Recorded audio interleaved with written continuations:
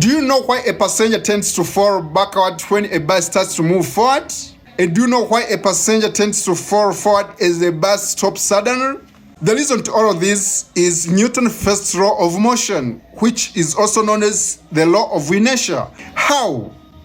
When a bus starts to move forward, the lower part of the passenger's body moves forward with the bus, while the upper part continues in its state of rest as it possesses the inertia of rest, making him or her to fall backward as it tends to oppose that forward motion to maintain its resting state.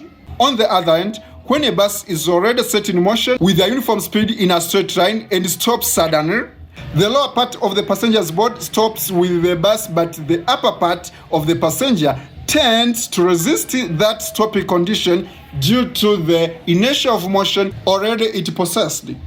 So, tending as if the forward motion is still on. And this is what makes a passenger to fall forward. Dear learner, based on this explanation, what do you think is the reason for these buses to be contained with the seat belts? Comment below and I will respond to your comment. Also, I remind you to subscribe to this channel so as to get updates whenever we upload various series in this topic of Newton's laws of motion. Thank you. Have a nice moment.